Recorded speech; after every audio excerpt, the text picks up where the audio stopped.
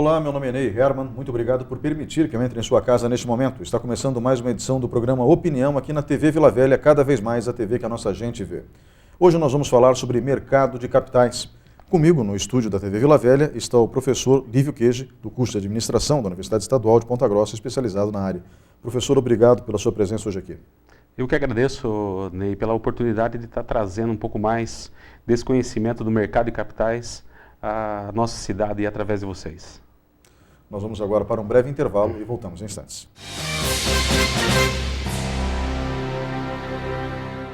Programa Opinião. Apoio. Supermercados Tozeto, bem mais que um supermercado. Angeli Day, onde os anjos de Deus se encontram. Maxi Clean, o melhor atendimento para o seu bichinho de estimação. Box 101, o mundo da tecnologia ao seu alcance. E Armazene Baggio, guarde o que você quiser aqui. Olá, estamos de volta com o programa Opinião. O tema de hoje é mercado de capitais. Comigo no estúdio, o professor do curso de Administração da Universidade Estadual de Ponta Grossa, Lívio Queijo, especializado na área. Professor, nós temos como leigos, e cá entre nós, isso no Brasil, quando o assunto é mercado de capitais, acaba sendo muito expressivo, em termos numéricos, uma série de curiosidades sobre esse assunto.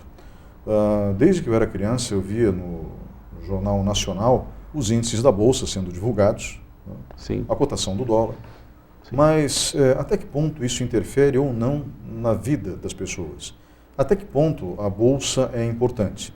Historicamente, eu sei que é. O que aconteceu em 1929, em Nova York, com a quebra da Bolsa de Valores daquela cidade naquele episódio, naquele ano específico, demonstra o quão importante é esse assunto. Afinal de contas, os Estados Unidos praticamente foram à falência naquele dia, e cá entre nós levaram o mundo inteiro junto. O Brasil sofreu muito, por exemplo, Sim. naquele episódio. Há quem diga, inclusive, que a quebra da Bolsa de Valores em 1929 pode ter precipitado uma sequência de eventos que resultou na Segunda Guerra Mundial. Se isso é ou não verdade, aí já é uma outra história. Mas, enfim, nós temos em volta do mercado de capitais uma série de dúvidas. Podemos começar pelo básico, professor. Como que podemos definir o mercado de capitais? Bem, o mercado de capitais, como você bem falou, né, Ney, ele tem assim toda uma dúvida dentro do contexto do mercado de capitais dentro do Brasil. Até porque não é da cultura brasileira ainda a questão do mercado de capitais, né? Então, o que acontece? Quando o sujeito ele escuta falar de mercado de capitais, na cabeça dele, primeiramente, normalmente que as pessoas me questionam ou perguntam, é da gritaria, né, nos pregões. Hoje o pregão já não é mais como era no início do século. Né? Até 2003 o pregão existia, pregão ao vivo ainda, então existia aquela gritaria toda. No final de ano aparecia lá o fechamento, o último dia de negociações da Bolsa, o pessoal jogando, né, as boletas de preenchimento de ordens de negócios, né, para cima, e essa imagem ficava, né, os operadores da Bolsa ali fazendo isso. Então era um espaço que no início agora do século ele era ocupado mais ou menos por umas 3.000 pessoas. Né? Bolsa de Valores, onde ficam as ações das empresas, onde são negociadas ações de empresas que abriram o seu capital para a Bolsa de Valores, é o chamado IPO, né? Ele simplesmente abre o capital e recebe dinheiro desses novos sócios que a empresa, assim, vamos dizer, tem. Né? E esses pequenos pedaços das empresas, elas são negociadas em Bolsa de Valores. Inclusive é regulamentado pela CVM, pelo Banco Central, né? Mas principalmente a CVM, a questão da abertura do capital, da transparência dessas empresas junto ao seu público e ao acionista, né? E aí as pessoas têm a oportunidade e o acesso a poder serem sócias dessas empresas dentro da cota que elas podem estar comprando. Então o que acontecia? Eles negociavam naquele ambiente e de repente em 2003 entrou o pregão eletrônico, né? 2003, 2004 existia o presencial, mas existia parte no eletrônico. Nessa época, como professor da UEPG, eu fui convidado a ir até a Bolsa de Valores para uma rodada promocional lá deles, lá que eles promoviam, para trazer os educadores, os professores de mercado de capitais para mais próximos à Bolsa e colocar realmente para nós o que era aquilo, né? Como que vinha o eletrônico, quais seriam as novas possibilidades e a interação do público em geral com a Bolsa iria mudar, segundo eles, né? Então, acaba-se com aquela questão dos pregões viva voz, aquela gritaria, aquela euforia, até porque um bom operador no viva voz, ele fechava, o tempo para ele fechar um negócio, no eletrônico seriam fechados 2.000 negócios, né? Não é que o cara fosse ruim ou não fosse um bom operador, mas o que acontecia ali? O sistema todo da Bolsa de negociação, para o crescimento dela, ele precisava realmente se modernizar. Professor, o senhor está falando agora especificamente da Bolsa de São Paulo, né? Sim, sim. Isso em 2003 e 2004. Em Nova York, esse processo de informatização ocorreu antes? Ocorreu antes. Eles tinham uma bolsa mista, né, entre o eletrônico e o presencial. O presencial na Bolsa de Chicago ainda, ele teve pregões ainda nessa década, né, alguns produtos lá eram negociados ainda em pregões, né. Então lá o porco lá é toucinho, né? Então, vamos dizer, a tradução seria essa. Tinha pregões ainda ao vivo, né? Mas agora acabou, ficou eletrônico, né? A Bolsa de Chicago, que é a Bolsa das commodities agrícolas, das commodities como ouro, como petróleo, ela é 24 horas por dia e ela é negociada pelo mundo inteiro de forma eletrônica. Assim, o que aconteceu? Para o Brasil também veio a forma eletrônica. E eu digo assim que foi um impacto profundo na maneira de se fazer negócio, de se disponibilizar as companhias para serem negociadas, e ele saiu vamos dizer assim, de um público restrito, que umas 3.000 pessoas ali negociavam naquele ambiente, né, frequentavam aquele ambiente e tinham, vamos dizer assim, informações e privilégios, né? Hoje, por exemplo, alguém que gostaria de operar assim, um mini contrato de dólar, que hoje você precisa ter de 25 a 80 reais na corretora como garantia, né? Naquela época era 50 mil a garantia, do mesmo contrato de 10 mil dólares. Então, para você operar na Bolsa de Valores, você tinha que ter um conhecido de uma corretora que te indicasse. Era quase que um clube, né? Você tem que ser indicado para poder fazer isso. E a democratização disso aconteceu trazendo isso para o eletrônico. Então, né, a Bolsa de Valores passou a ser mais democrática a partir daí. Nos Estados Unidos é muito comum as pessoas apostarem na Bolsa, né? Então, trabalhadores comuns, eles fazem uma aplicação financeira para tentar ganhar algum dinheiro extra, digamos assim. Apostam em ações que estão em baixa normalmente, esperando que elas subam, é óbvio. Quando sobem, acabam vendendo e conseguem assim, então, manter uma determinada margem de lucro extra ao longo do ano. Nos Estados Unidos eles falam muito em renda anual, não necessariamente em renda mensal ou semanal, né? E também é muito comum, dentro da cultura norte-americana, fazer investimentos até mesmo na Bolsa de Chicago. A gente fala aqui da Bolsa de Nova York com muita frequência. O pessoal acaba de mencionar a questão das mercadorias e futuros, né? Sim. Dentro da Bolsa de Chicago, como soja, trigo, milho, ouro, prata. Sim. E que também atraem os investidores comuns nos Estados Unidos. Pessoas que às vezes querem se sentir mais confortáveis em relação ao dinheiro. Então tem um volume de ações guardadas, né, e essas ações dificilmente vão se depreciar. Grandes empresas como Microsoft, por exemplo. Sim, né? sim. A menos que aconteça uma tragédia, às vezes acontece, né? A empresa quebrar, ou coisa do gênero. Mas enfim, o que eu posso entender da sua explicação até agora é que dentro do mercado de capitais nós encontramos o mundo físico corporativo à disposição de quem quer investir. Seria mais ou menos isso? E agora com a tecnologia, de maneira virtual? Sim, realmente seria isso, né? E você hoje tem a possibilidade de estar comprando ações, inclusive de empresas americanas. Eu trabalho com o mercado americano, trabalho mais na Bolsa de Chicago. Eu gosto de negociar petróleo, eu tenho algumas cotas de ouro também, né?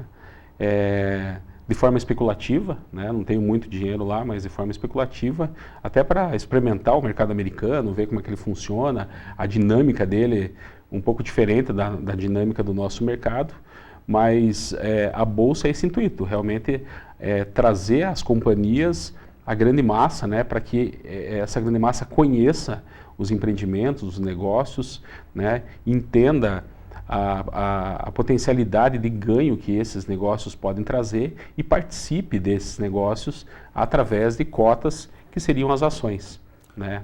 Mas, professor, aí fica acho que já ficou claro para entender, né? Nós Sim. estamos falando de ações de empresas, basicamente. Isso seria o mercado de capitais, né? Sim. Mas não apenas ações de empresas, como também produtos que a gente pode comprar, né, em determinada quantidade para poder vender, ou seja, a representação jurídica, digamos assim, desses produtos, não que você vai comprar o produto necessariamente. Sim.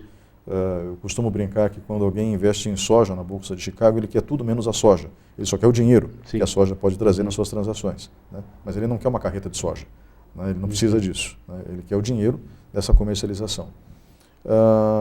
Dentro dessa forma de investimentos, a gente acaba alavancando também a iniciativa privada, né, com esses investimentos. Ou estou errado?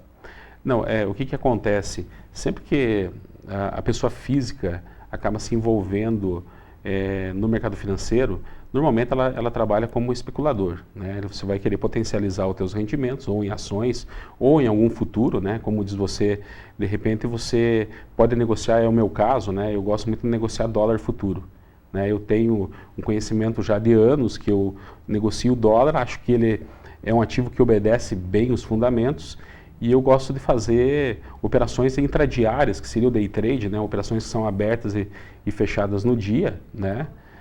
Como eu tenho um tempo disponível para isso, estudo isso, eu gosto de fazer, então ele realmente é um produto alavancado. Você hoje, com uma margem aí de R$80 mais R$1.000 na corretora, você poderia estar movimentando tranquilamente $10.000 aí, né? Fantástico. Entre compra e venda. Então, são produtos que eles requerem um conhecimento um pouco maior. Não são produtos que são divulgados muito, principalmente uma divulgação assim ao grande público, porque ele realmente tem minúcias, ele tem o perigo, né, realmente de você, o risco muito grande de quem não sabe e não conhece como que funciona o mercado de capitais, a bolsa de valores em si, o produto em si também, né, vai negociar soja, tem que entender, né, do ciclo da soja, como que funciona, os contratos abertos, contratos a hora que fecham, a questão da importação, exportação, a relação do nosso mercado físico aqui com o mercado futuro daqui, com o de Chicago também. Então, eu digo que os futuros, eles trazem um conhecimento de macroeconomia, a pessoa tem que conhecer um pouco mais. As ações, normalmente, não que ele não tenha esse viés, mas o conhecimento da companhia ajuda bastante. A hora que você conhece a companhia, que você conhece que é uma companhia que tem valor, né? O que ela faz está voltado ao futuro aí, né? Isso aí vai continuar, né? Vai existir ainda que passem os anos. Então você consegue conseguir boas oportunidades e avaliando, tendo o risco empresa e o risco Brasil, né? Que seria a questão de coisas que podem acontecer, não vão atrapalhar o potencial, às vezes, da companhia, mas fazem com que as ações caiam e depois, quando passa, né, a questão conjuntural, ela melhora, a gente vai ter ações a um preço bem acessível, né? A gente já tem que vai ter um Black Friday das ações de boas companhias a preço barato, né? Professor, para que as pessoas entendam de maneira mais prática, né? Quando a gente fala de mercado de capitais, a gente fala de renda variável. Sim. Porque renda fixa normalmente é o que o banco oferece em alguns produtos que são bem tradicionais. Um exemplo bem clássico de renda fixa seria a poupança, né? Mas, assim, no mercado de capitais a renda é sempre variável. O senhor poderia explicar para a gente a diferença, para início de conversa, entre renda fixa e renda variável e por onde que as pessoas podem iniciar seus investimentos numa bolsa de valores? A renda fixa, realmente o que você falou, o mercado de varejo dos bancos, ou seja, o teu agente ali, o teu gerente de conta, ele vai ter alguns produtos ali que inclusive constam da carteira dele de negociação, que ele tem que negociar, tem que bater suas metas, e que vão estar disponíveis ao grande público. Então todo mundo já ouviu aí um fundo do banco, um CDB, de repente, do banco, algum título da dívida pública oferecida por eles. Tesouro Direto. Tesouro Direto. Então, o que acontece? Os bancos de varejo, eles detinham, né, a renda fixa. E a renda fixa, o que acontece? Ela é realmente cômoda, porque você consegue, num período de 12 meses, fazer uma projeção, né, ter a certeza que no final daquele período você estaria recebendo, como 2, 3 anos atrás, 12, 15% de retorno.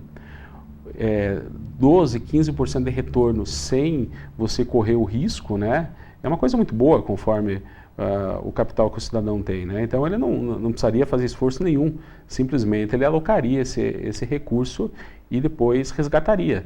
O que existia, né, nesses produtos de renda fixa é a questão da cobrança de imposto e período de carência desses produtos. Então, 180 dias, 90 dias de carência, você não tinha a disponibilidade e isso atraía muito. E realmente as pessoas não tinham interesse em estar investindo em ações. Se você conseguia uma rentabilidade dessa de 12 a 15% em um produto financeiro de renda fixa, né? Então não existia por que arriscar. Com a baixa mundial de juros, né, os juros baixando no mundo inteiro, até eu conversei com um professor de economia lá, que trabalha dentro dessa área, ele falou assim, ainda não temos a teoria que vai explicar essa grande baixa de juros no mundo, ela ainda vai existir, ela não existe ainda, né? Qual o motivo exato dessa baixa de juros, mas o real é que ela está acontecendo. Em dezembro a gente tem a expectativa do nosso juro aqui da Selic ir para 4,5%, né? Tá em 4,75, ir para 4,5%, baixar um pouco mais. Então, o que torna a renda fixa hoje praticamente sem retorno. Você está simplesmente colocando lá alguém para guardar o teu dinheiro.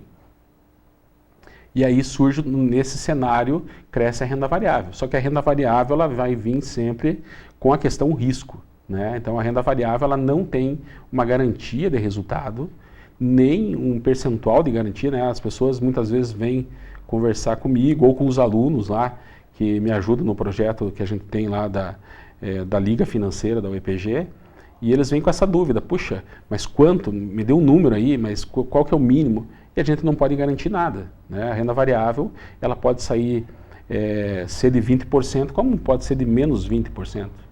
Né? Por isso a necessidade de você conhecer um pouco mais os produtos, conhecer a Bolsa de Valores, e aí sim começar a procurar as oportunidades. Né? Mas você primeiro fazer uma pesquisa, buscar o que é renda variável, né? Dar uma googada lá para realmente buscar os fundamentos e não acreditar em coisa fácil. Né? Rendimentos fáceis, você encontra muito barulho no YouTube hoje, muita promessa de retorno, e não existe isso. Você fala com grandes gestores de fundos aí, eles falam, ó, não tem, nós mesmos que trabalhamos nos fundos aí, grandes fundos, conhecemos o mercado a fundo, né? Conhecemos o mercado nos detalhes, a gente tem muita operação que a gente faz e não dá certo, né? Então a pessoa achar que ela vai sentar ali e vai conseguir retornos, vamos dizer, fora do comum, né? Vamos dizer 20%, 30% sobre o capital, inicialmente isso é um engano, né? Mas por onde começar? O mercado de capitais, o início dele, né, para você começar a negociar, como eu falei para você, primeiro tem que buscar o conhecimento, né? Então por isso que até a gente, era um projeto de pesquisa que a gente tinha na universidade, a gente transformou ele num projeto de extensão, justamente para poder atender mais as pessoas, ter a proximidade da comunidade lá na universidade, justamente para você conseguir essa aproximação e trazer as pessoas para tirarem as suas dúvidas, né, mesmo que básicas, né, com os alunos. Após esse início, você tem que buscar uma sociedade corretora, né? A CVM, Comissão de Valores Mobiliários, ela exige que, para que você consiga se relacionar com o mercado de capitais, ou seja, comprar ou vender uma ação, você, assim como você tem conta num banco, você teria uma conta numa corretora. Você abriria lá uma conta, que não é difícil, simplesmente você vai colocar um comprovante de endereço, ter o CPF lá e preencher as informações,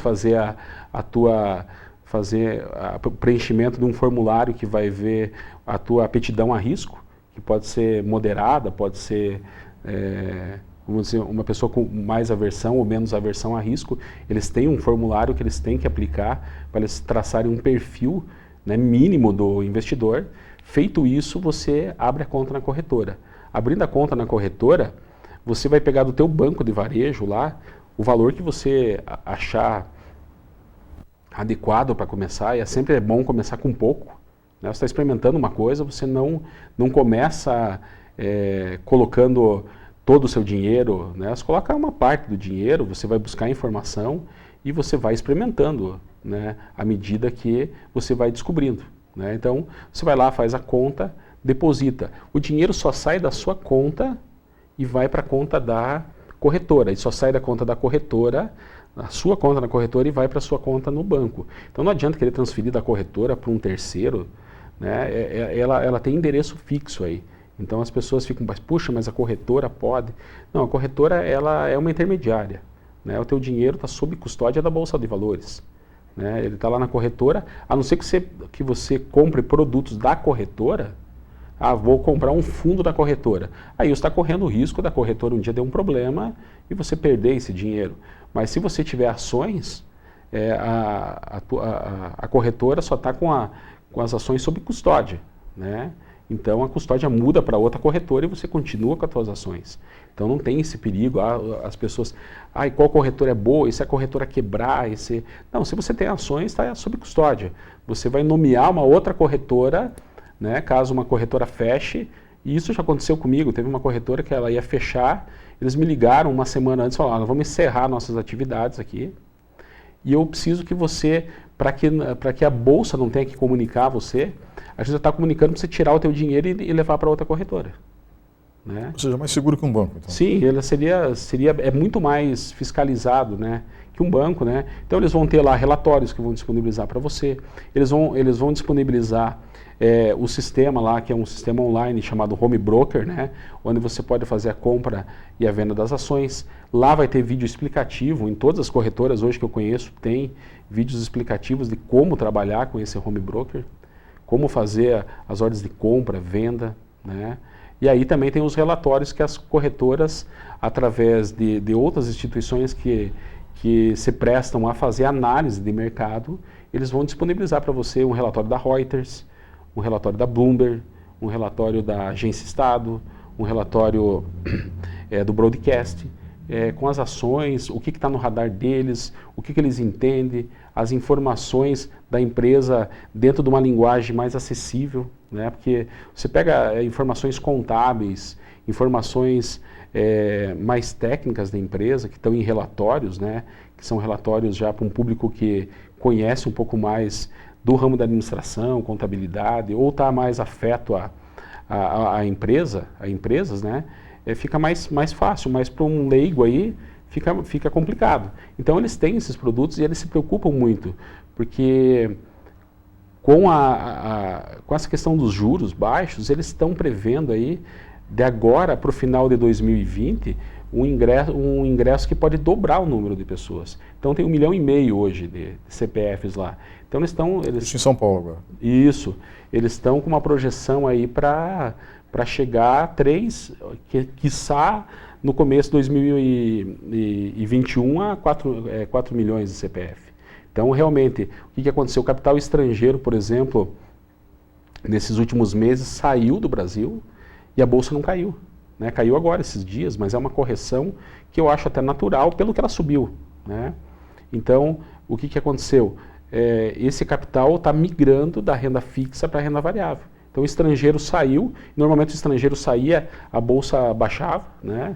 Ela recuava porque o capital estrangeiro saía das ações, as ações ficavam mais baratas, e aí o fluxo era voltar o capital para o seu país de origem. E isso aconteceu e a Bolsa não teve o recuo. Né? Professor, a gente vai agora para um breve intervalo. Sim. E nós voltamos em instantes com o programa Opinião. Por favor, fique com a gente.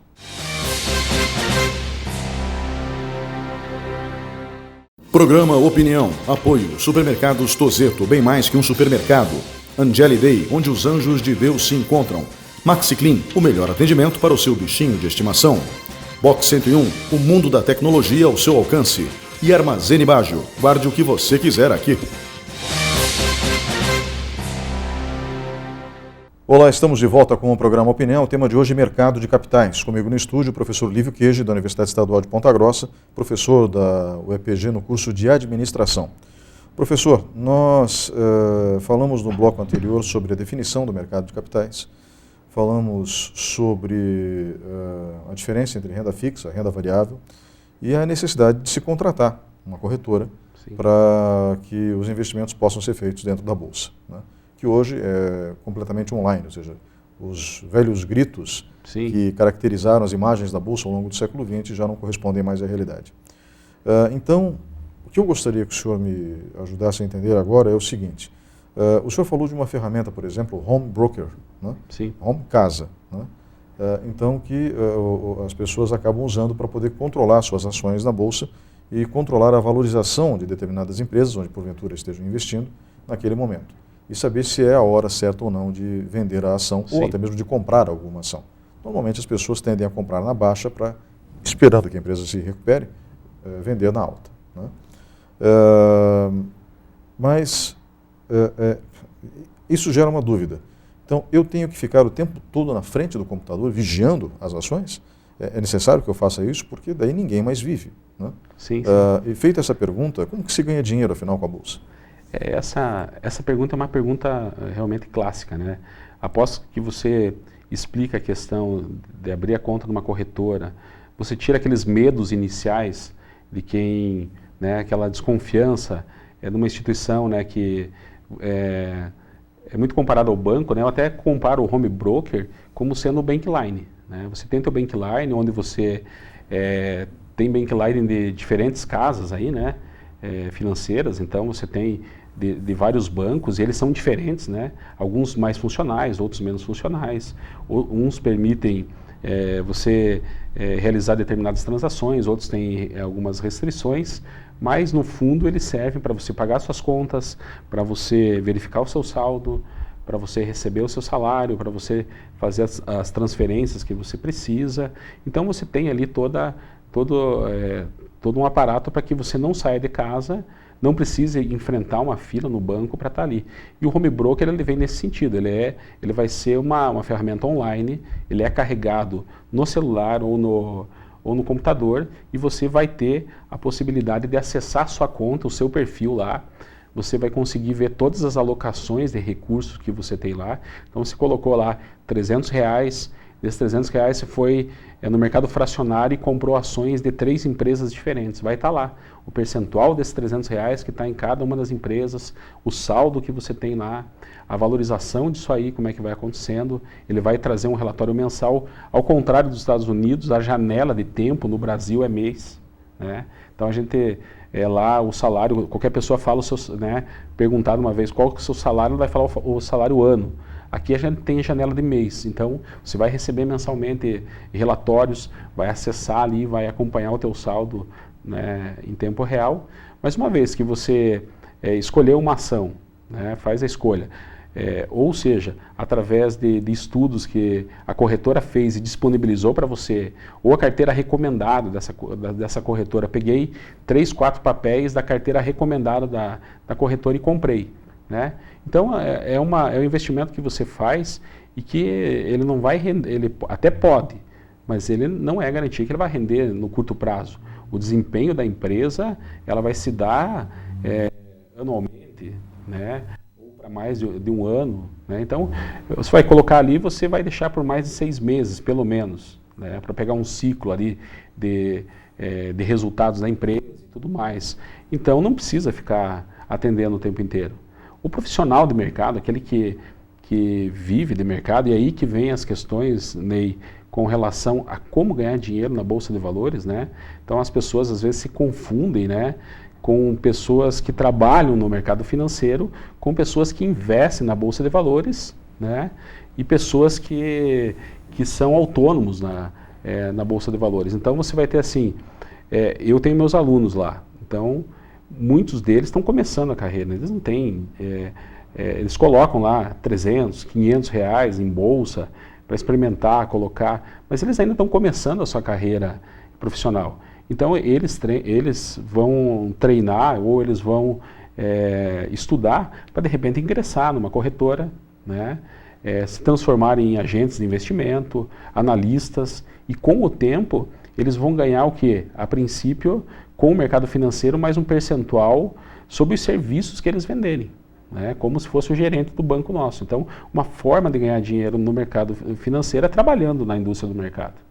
Então, a gente prepara alunos também para trabalhar na indústria do mercado. Uma outra forma é você rentabilizar dinheiro que você ganhou de outra forma. Eu tenho a minha renda, eu separo uma parte dessa minha renda e vou tentar potencializar o ganho no mercado de capitais. Eu vou fazer isso como? Eu vou tentar rentabilizar, mas eu trago dinheiro de fora e coloco na Bolsa de Valores. E aí, para mim aumentar esse capital, não existe mágica. Eu vou ter que fazer novos aportes, vou ter que pegar o lucro e reinvestir o lucro que eu ganhei lá, e assim que vai funcionar. E uma terceira forma hoje é o profissional que trabalha no mercado financeiro. Ele só faz isso e ele é autônomo. Ele tem um dinheiro e ele vai tentar tirar do mercado financeiro, ele não vai tentar rentabilizar, mas ele vai tirar do mercado financeiro o seu sustento e o rendimento. Esse cara é o trader, né?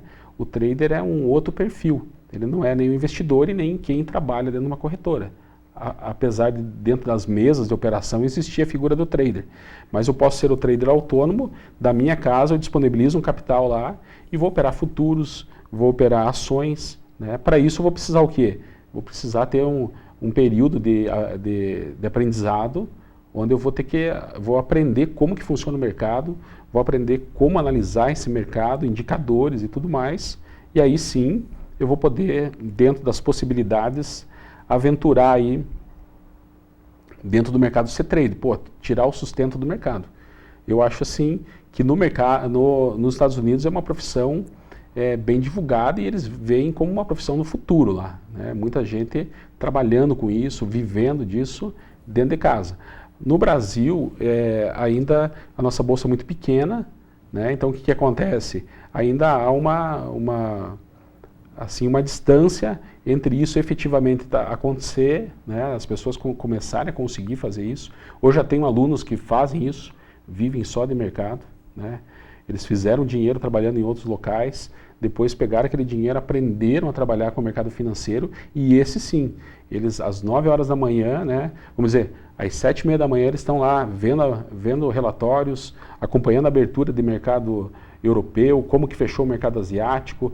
Eles estão daí dentro de uma profissão chamada trader. Essa sim, essa ele vai sentar e vai ficar na frente do terminal pelo menos meio período do dia, né? Nem sempre é o dia todo, mas o meio período ele vai ter que estar na frente da tela, porque ali é o trabalho dele. Ao contrário de qualquer outro profissional que vai exercer a sua atividade. Professor, qual é a margem mais convencional de lucro na renda variável nos dias de hoje no mercado de capitais?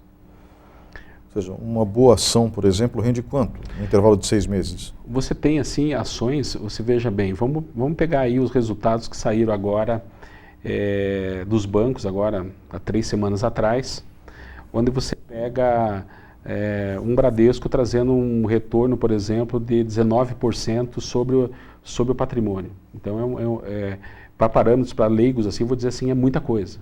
Então, essas ações, elas estão baratas.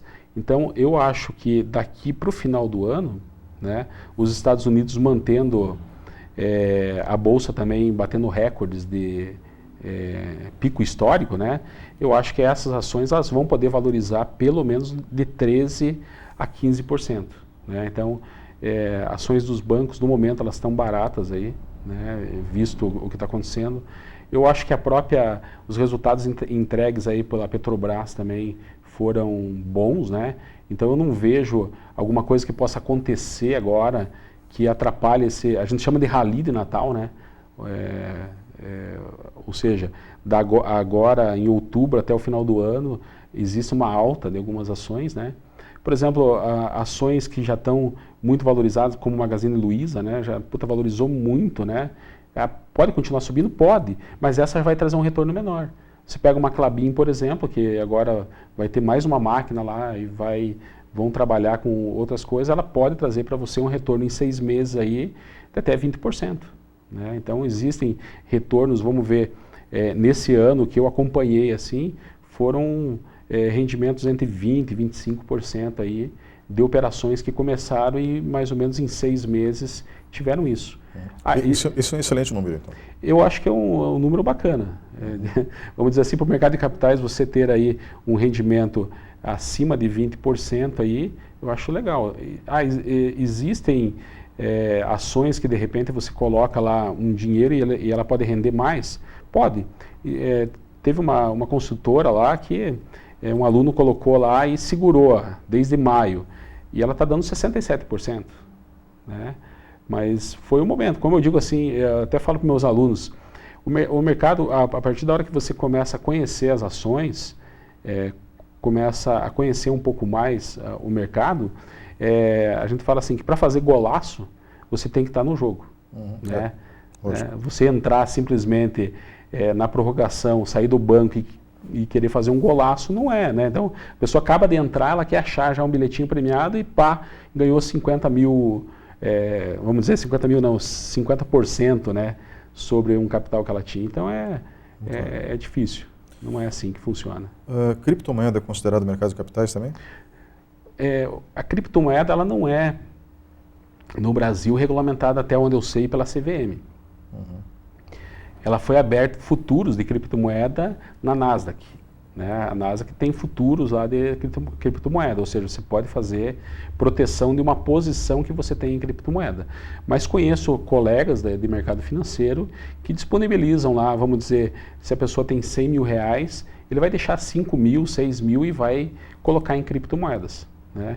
Eu, particularmente, não gosto. Eu gosto de produtos regulamentados, produtos que você possa estar... caso ocorra algum erro, alguma coisa, você possa estar reclamando, né? Por exemplo, eu quando vou operar, eu costumo gravar minha tela operacional, não para, apesar de ver também, para ter um feedback do que foi feito durante o calor do mercado ali, mas se der algum problema, eu consigo com essa gravação, travou a plataforma, travou o home broker, né? Eu consigo ir lá na corretora e falar assim, ó, foi um erro de vocês, né? Então existem essas ferramentas que a gente pode usar hoje, ferramentas tecnológicas, né, de gravar tela, gravar conversas. Então isso dá um respaldo muito legal. Agora a criptomoeda realmente eu até hoje não negociei a criptomoeda. Por uma questão de risco. Né? Professor, nós temos várias bolsas ao redor do mundo. Né? Nós temos bolsas no Japão, né? Tem a Bolsa de Hong Kong, eu acho que ainda existe a Bolsa de Hong Kong. Né? Nós temos, se eu não me engano, uma bolsa em Sydney, na Austrália também, acho que é em Sydney. Também. Temos bolsas aqui na América Latina, não é só a Bolsa de São Paulo. Né? O senhor poderia dar um giro no mundo rapidamente para explicar para o público de casa quantas bolsas nós temos? Não, legal. Bem, o número exato de bolsas, assim, eu não sei de precisar, mas eu gosto de fazer sempre assim. Quando você acompanha um mercado que é global, como a Bolsa de Chicago, e os produtos eles rodam 24 horas por dia, porque é um futuro que ele está servindo de contraparte, ou seja, um instrumento para proteção para para todo mundo, né? Então você pega, por exemplo, fecha a Bolsa Americana às 6 da tarde, né? Aí você tem um período onde o mercado dá uma parada, né? O mercado de ações americana só vai abrir no outro dia, mas a bolsa ela para durante 1 hora, a Bolsa de Chicago, para fazer os ajustes e o acerto, ou seja, o dinheiro que você ganhou ou perdeu, ele entrar ou sair da tua conta. E aí você começa o pregão novamente ali 8 horas. E aí, o que acontece? O primeiro drive de mercado, o que seria o drive? A primeira mexida que o mercado vai ocorrer é com a abertura da Bolsa da Oceania. Depois as bolsas asiáticas, né? Vou falar por continente, fica mais fácil. Sim. As bolsas asiáticas aí. E essas bolsas, elas abrem e próximo à abertura do mercado europeu, que seria às 4 da manhã, né? Essas bolsas fecham, daí as bolsas asiáticas, e elas são o primeiro parâmetro para o dia. Né? Então, o mercado europeu já olha a bolsa asiática como abriu e como fechou e qual foi o entusiasmo. Essas bolsas, elas ganharam mais peso com o tempo agora, principalmente com a negociação, com o boom da China, né? A China negociando muito, né? Então, o que aconteceu? Elas ganharam uma relevância maior. Abriu a Bolsa Europeia, né? Aí a França, o DAX alemão, todos os olhares se voltam a ela. Nós temos bolsas na Alemanha, em Frankfurt, se não me engano, né? Sim, Frankfurt é a mais forte, né? Mais clássica, né? Em Paris. Né, Paris, e Londres, Inglaterra, né? Londres. Né? São as 3 bolsas mais fortes da Europa, né? Sim, as mais fortes. Tem bolsas com bons números também, mas são as mais fortes. São as que realmente o índice delas, o índice futuro delas é observado. Aí esse mercado abre e aí o que acontece? Às 9 da manhã vai abrir o mercado aqui da América do Sul. O Brasil aqui, como foi comentado já numa outra ocasião,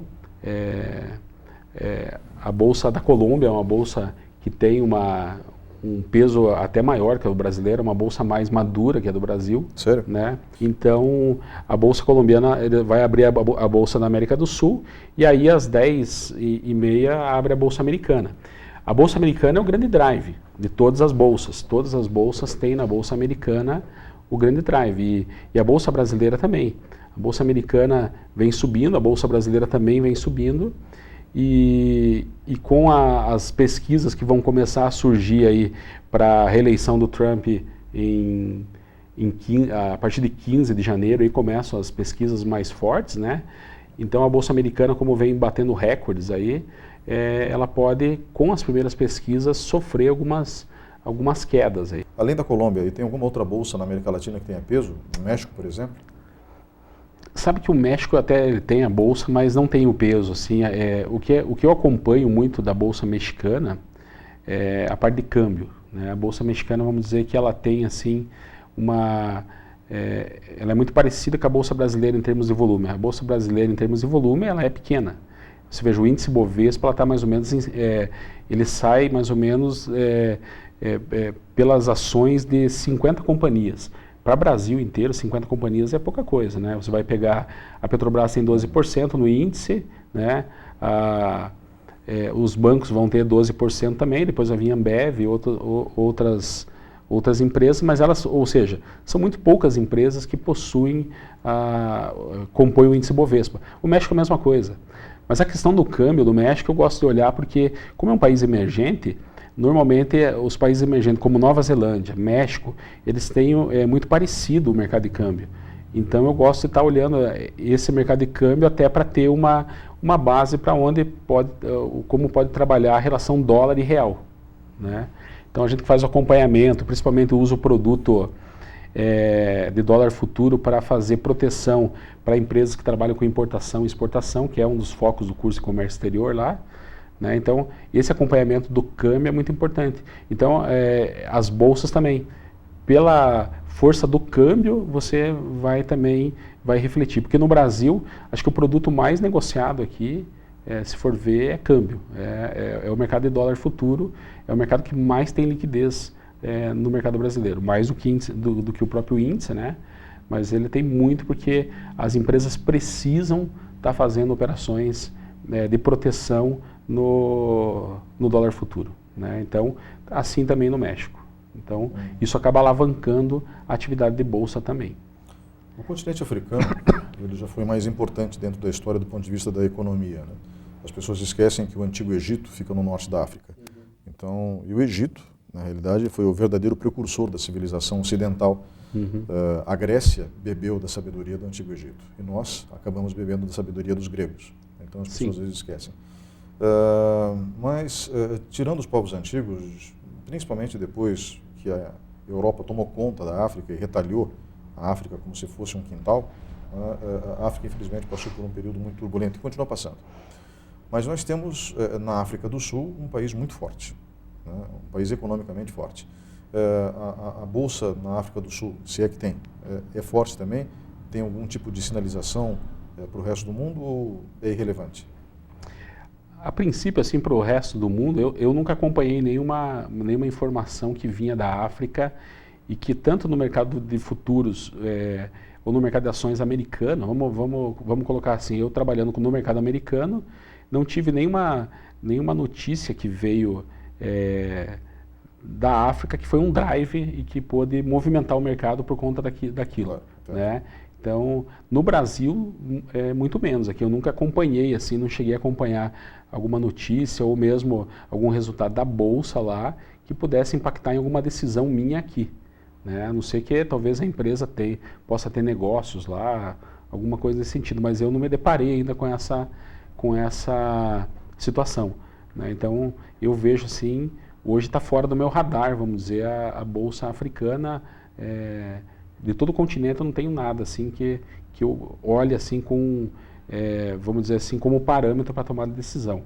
É claro que existe riqueza lá, existe a África do Sul, realmente é um país, né, quem já visitou é maravilhoso lá, você é um país muito bonito, um país próspero, né, vem prosperando, mas em termos de bolsa de valores eu não conheço lá assim, vamos dizer assim, que ela impacta, desconheço que ela impacte em outras bolsas. A Bolsa Americana, sim, a negociação da China com os Estados Unidos, isso sim, impacta todo dia na variação de preços e de moedas e de bolsas também. Professor, obrigado pela participação nesse bloco. Nós vamos agora para um breve intervalo e voltamos em instantes.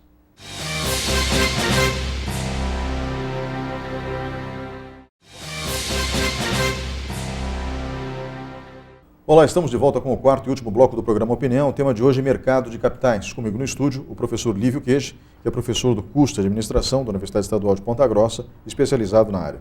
Professor, nós fizemos ao longo do programa um breve apanhado do que é mercado de capitais. Acho que o povo brasileiro vem aos poucos descobrindo o mercado de capitais com a baixa dos juros. Quem tem um pouco de recurso vai acabar tentando fazer investimentos em renda variável. Então, acredito que isso deve se popularizar nos próximos anos no Brasil. Conselho básico, pelo que eu pude entender, buscar uma corretora de valores para que essa corretora possa auxiliar nos serviços e, obviamente, seguir as orientações dadas. Né? Mas o brasileiro adora conversar com alguém pessoalmente. Sim, sim. Tanto que eu detesto, por exemplo, quando ligo para uma companhia telefônica e tenho que passar pela gravação. Prefiro falar com um ser humano. E o senhor, dentro da Universidade Estadual de Ponta Grossa, coordena um projeto de extensão que é excelente nessa área, que justamente populariza o mercado de capitais. Rapidamente, professor, como funciona e qual a forma de contato? O contato o nome do projeto lá é Liga do Mercado Financeiro. Foi uma iniciativa dos alunos. A gente está querendo sempre trazer nos projetos de extensão o aluno como protagonista, né, do projeto de extensão.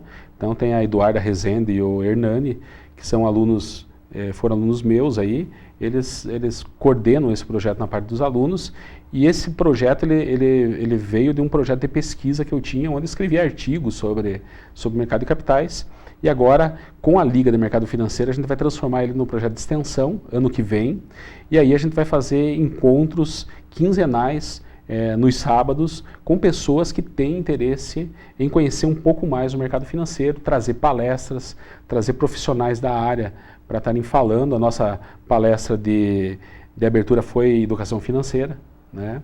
E a gente vai buscar potencializar esse tipo de informação para contribuir justamente com essa informação sobre o mercado de renda variável, como que funciona, né? Então, quem quiser saber mais informações, tem a Liga Financeira. Se você colocar no Instagram, você tem lá no Instagram a Liga lá, né? Você coloca Liga de Mercado Financeiro, o EPG, você vai encontrar lá. E na universidade, no 3220-3399, que é o Departamento de Administração. Aí você entra em contato conosco, provavelmente já no começo do ano que vem a gente vai estar com vários eventos de grande porte, né, e de pequeno porte, e encontros onde os alunos que já conhecem um pouco mais vão estar orientando as pessoas que têm interesse no mercado de capitais, nessa conversa tete a tete que as pessoas realmente gostam aqui na nossa região. Professor, muito obrigado pela sua presença hoje aqui, mas antes de encerrarmos, já que o senhor mencionou o nome de um dos alunos que ajuda o senhor na Liga do Mercado Financeiro, por completo, cite o nome do outro também. Quais são os alunos mesmos? O aluno é a Eduarda Rezende e o Hernani Barbosa. Hernani Barbosa. Então, sim, eles estão ajudando o senhor nesse projeto. Sim, eles na verdade, encabeçaram o projeto e eles são protagonistas do projeto. A gente dá todo o apoio para eles que eles consigam realmente realizar esse sonho de trazer o mercado de capitais a mais pessoas. Professor, novamente, muito obrigado pela sua presença hoje aqui. Obrigado a você, Eli. Encerramos o programa nesse momento. Espero que você tenha aprendido tanto quanto eu. Um grande abraço e até o próximo fim de semana.